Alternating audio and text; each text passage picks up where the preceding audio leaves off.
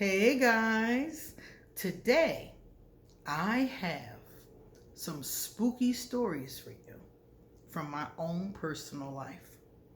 Now, you guys know I'm a priestess and I deal a lot with spirits. Spirits do not scare me, I see them all the time. Either I see them or feel them or, have goosebumps or, they're always around, so they don't scare me at this point in my life. I used to be scared. I used to be when I was younger, but now I'm just so used to it. Another thing, people think that if you're seeing spirits, it's a negative. You're seeing evil spirits or something like that. I have never seen evil spirits in that sense, but I did have three very spooky encounters. Okay? I don't think these spirits were evil. I think they were mischievous.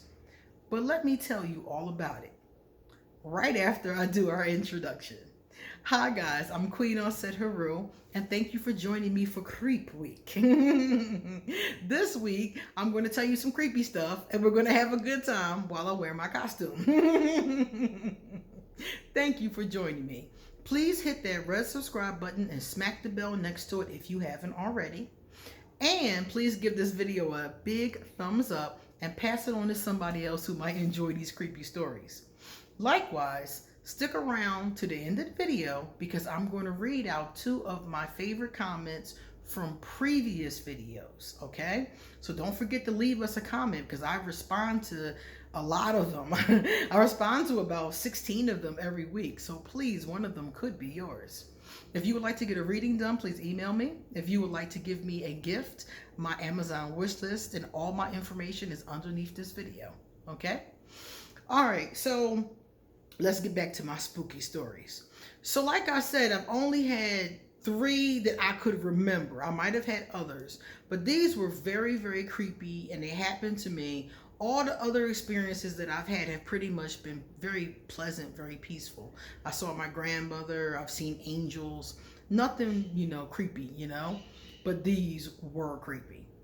So the first two I'm going to tell you, no, the first one I'm going to tell you, I'm going to tell you this one first. This was the first time it ever happened.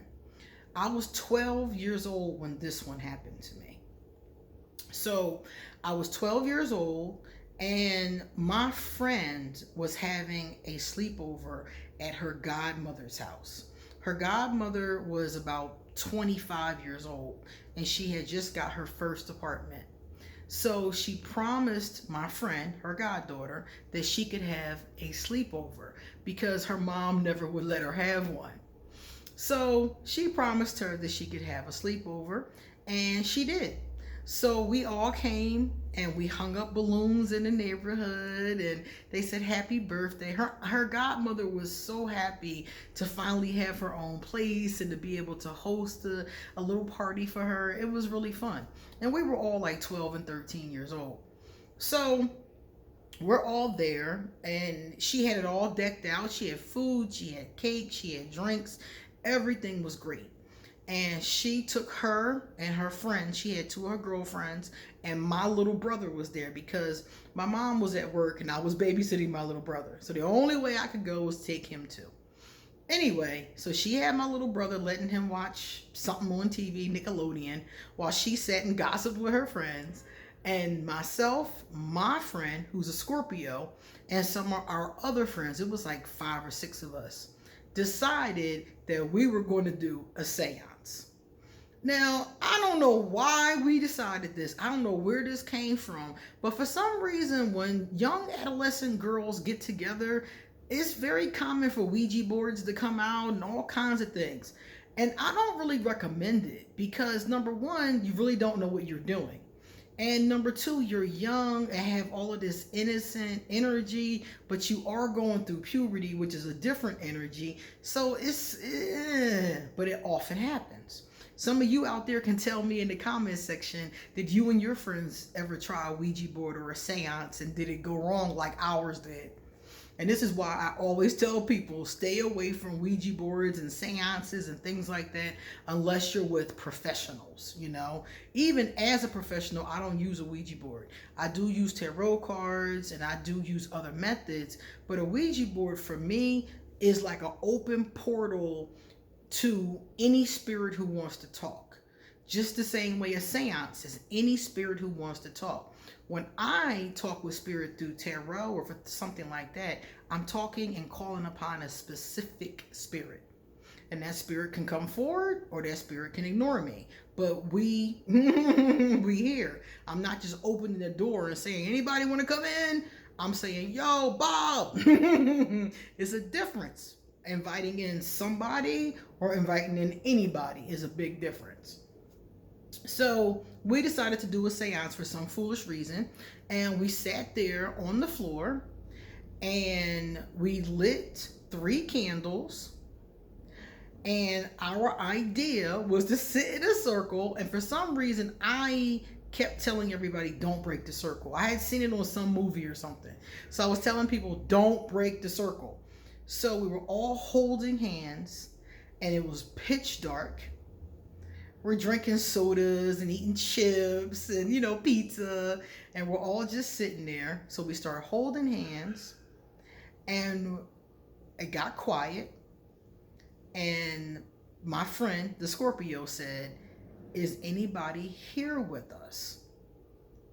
Now, mind you, it is pitch black in the room and we're all holding hands. And she said, is anybody here with us? And I opened my eyes and I saw it was 3 candles lit, and I saw them go whoof. They were flickering like this, and then they went whoof. Now, I've seen this happen since then, but this was the first time I've ever seen it. When that happens, there's a presence in the room. I didn't know that at the time though. So they went whoof and stood straight up. And my friend, the Scorpio, was like, looked at me, I looked at her, and we both knew. We didn't know, we didn't, you know, educationally know, but we knew something had just happened. So she said to the candle, she's looking at the candles now, and she said, I'm going to ask a question. Flicker once for yes and 2 for no. So the candles are still straight. And she said, is anyone here with us? It flickered for yes.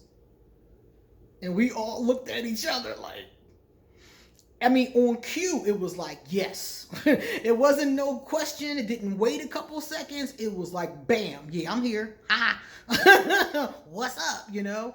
And then she said, everybody there wanted to talk to a different person. So we each took turns saying, is it our person?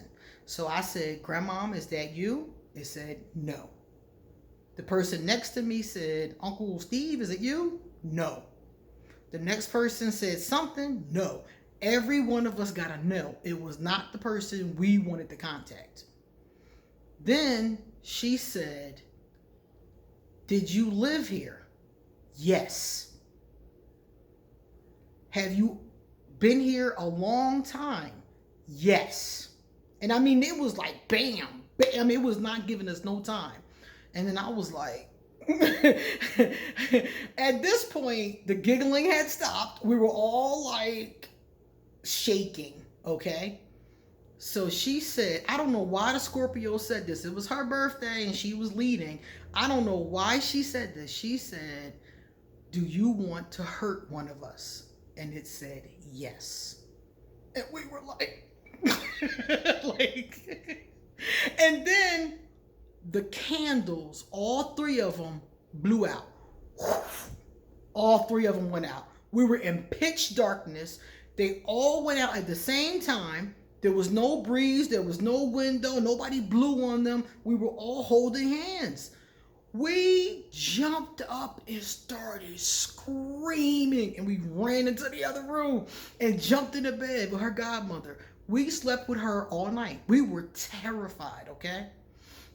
So we told her the truth. We told her what we did. So we woke up in the morning We got breakfast, and it was very uneventful. We got breakfast, we were talking, we were laughing, and we were all like, yeah, that was weird, huh? Yeah. You know, that kind of thing. And we all went home, kind of forgot about it. 2 weeks later, now mind you, her aunt just moved in. And in Philadelphia, you pay first month, we pay first month, last month, and a security deposit. So even if you get evicted, you're going to be there probably for about 90 days, okay? 2 weeks later, I saw her aunt on the block. So I was like, yo, what's up? You know? And she was like, man, I should kick y'all ass. And we was looking like, what? Like, what happened? My friend came from across the street. My other friend came from the other way. And we were like, what happened? And she was like, I had to leave my apartment. And we were like, for what? And she was like, yo, after y'all did that shit, I could not sleep in there. She was like, they was making noise. Things was turning on by themselves. She said that one night, and it was not big stuff. It was small stuff, but it was creeping her out. She said the faucet got turned on one night. Little teeny stuff, but it was enough that she was really scared. So she left. She took all her stuff and she just left the apartment and let the landlord keep the rest of the money. She stayed with her mom for a couple more months and then she got another apartment. And she was like, yo, I don't know what y'all did, but whatever it was, I could not stay there. She said the door would slam when, you know, nobody was around. And she said it kept on being these breezes out of nowhere. And I was like, yeah, like when the thing, when the candles blew out. And she was like, it was breezes out of nowhere. And she was not an easily scared person. She was a tough chick, okay? We lived in the hood. She was a hood tough chick. This is somebody who you got smart with her, punch you in your mouth. She was not the kind of person who was timid or afraid or nothing like that. She was a hood chick. And she was so scared that she moved out. So I don't know what that thing was or who it was. I think it was a mischievous spirit, but I don't know. The last two stories happened at the same place around the same time. When I got older, I was about 23 years old, and one of my favorite jobs to work was security. As an Aquarius, security is a really good job. Especially when you get to work by yourself or maybe with just one other person, and it was cool. So at this job, I was always sleeping. I was always sleeping because it was two of us. So one of us would go patrol while the other one sat at the front desk. When it was my patrol time, I went and took a nap. I would go sleeping in the break room. I would go sleep in the bathroom. I would go sleep in the other break room. I would go somewhere and take a nap because I worked 11 to 7 and I went to school all day. I was exhausted all the time. So this one particular night, I wandered off to take my nap. Okay, and I'm in the break room. I got the chair up, got my feet up, and I'm sitting back. Now, I've slept in this room maybe one other time. My preferred room to sleep in was where the TV was upstairs, but somebody was up there this night, so I had to settle for the other break room. So the lights were on.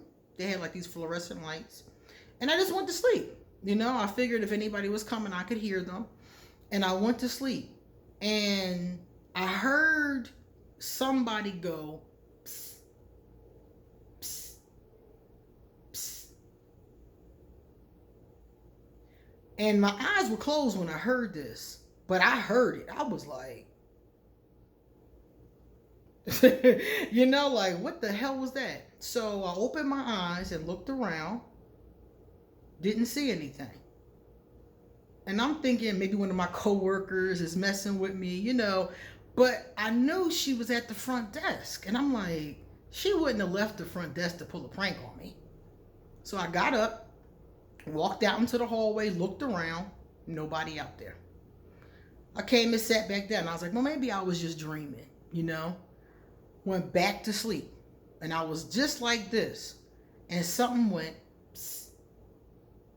I was asleep for like 5 to 10 minutes that time. And it was the same noise. and I opened my eyes, and across the room from me, but it wasn't a big room. Right across the room was a man, big man. Had to have been like 6 feet tall, and he had on a hood. It looked like I'd never seen one before, but what it looked like to me was like fur, like a black bear's fur maybe, and it was all over him, and all I could see, was that over him, and his head was inside of it, and I could see his eyes, and he was laughing, and I was like, I was terrified. And I knew, and I was sitting there like this, and I started squeezing my knee, like, am I awake? Like, maybe this is a nightmare. And he was laughing, cracking up, like, ha, ha, ha, ha, ha. But it was creepy. And I was like, I was so scared, y'all. But I did not move. Then it evaporated, gone. So I was like, okay. At that point, I was just getting into spirituality, and I knew very little, but I did know that you can get rid of these things. So I made a mental note, like, I'm gonna get rid of this thing. I left, I took my stuff and got the hell out of there. Well, then I went upstairs, and this was a couple days later. I went upstairs and finished my shift.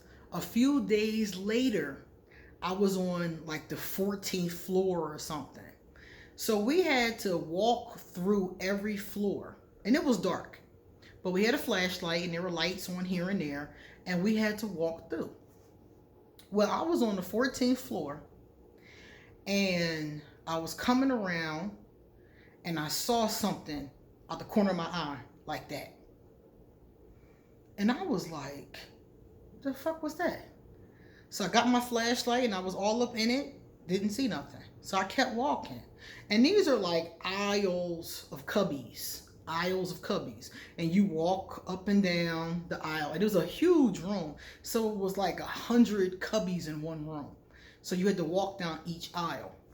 So I start on the next aisle, and I hear something. So I'm like, okay. So I started walking, and whatever it was on the other side of the partition. I could feel it. And I started walking, and it started walking. And there's little, it's a little gap between each cubby. So in between the cubby, I could see someone, and they were walking at the same pace that I was. And I get in flashes. I see a little brownish red skin. I see a feather. I saw a bow and arrow. And I just kept seeing little things as I'm walking through. And I'm scared. So at the end, this thing and I will meet. Okay? So I get to the end, and I stopped. I had my flashlight, and I was like, I'm gonna attack it. I was like, I'm gonna kill it. I thought it was a person. So I came around and went like this, and there was nobody there. The flashlight just went right through thin air. And whoever it was would have been right there. Got my flashlight. I looked under the desk. I looked under the other cubbies. I turned all around. I looked up. I looked everywhere. There was no one.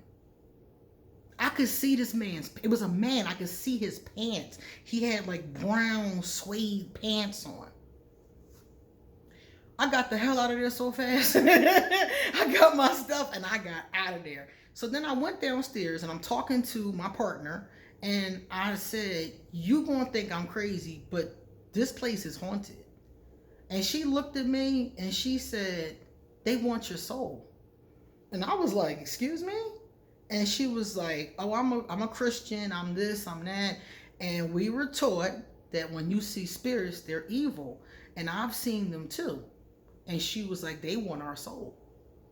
And I was like, okay. I wasn't quite feeling that part, but she saw them too. So I was like, okay, I'm not crazy. So the next night, I came back to work. I think I was off for a couple of days. I came back, and I came back with frankincense and myrrh. And I went into the break rooms and I smudged the break rooms. And I wasn't supposed to do this, mind you. I've done this at quite a few jobs I wasn't supposed to do this at. And I cleansed the space. I prayed over it. And I did all the rooms I slept in. I didn't do that big room where I saw the one chasing me. I didn't do that room because it was just too big. I stopped walking that floor. I would come to the front door, go like this. Anybody in there? Okay. And I would lock back up and leave. I never walked that floor again. That was it after that. But the break rooms I cleansed, and I never saw anything else. But the other security guards told me they continued to see things as they walked on the other floors. So I decided that I would do a Google search or whatever was, I don't think it was Google back then, because this was like a long time ago. I think it was Ask Jeeves or something like that back then. And I did a search for that address because it was in Philadelphia on a busy street. And I did a search for that address. And guess what I found out? I found out that right there, right where that building was, there was Native American settlements. And they were known for fighting with the Europeans who had invaded their land. So maybe this warrior thought I was one of those Europeans. I mean, I'm not the right color, but he probably didn't know, you know. I was somebody he didn't know was the point. And I think that that's what these spirits are. I think that they're either settlers or people who died. Apparently they died right there. So, you know, them kind of people usually, unless somebody dug them a fresh grave, they might have buried them right there, right where the building foundation was. So needless to say, I didn't have any more problems in the break rooms. The frankincense and myrrh worked the first time, but I stopped walking those floors. And people would talk about the stories and we would pass them around at lunch and stuff like that. But you can't tell me that building is not haunted by many spirits. So that's my personal story. So let's check out our positive comments. So how many of you have some good stories you can give us for Creep Week? Yasmin Gonzalez. Hey, Yasmin. Yasmin said, my narcissist ex just texted me the other day. Oh, no, girl. Block him. Block him, girl. And of course, it was the same thing all over again. Narcissists say the same thing over and over. I literally moved 5 hours away, and he's still texting me with the same bullshit. And it's always my fault. Always your fault. Always. Never him. I'm glad I didn't fall for his lies. Great video. Thank you. Girl, you ain't never lied. You ain't never lied. It's always you. Them narcissists is a trip, man. If they would admit their faults, they would be able to fix them. And I don't think that I don't think they're capable of understanding it. Because I think that, remember, there's something up here that's not connecting. And we keep expecting them to connect, and they can't connect. Crazy Star said, hey, Crazy Star, the narcissist thinks the whole world revolves around how they think and feel. Very sad.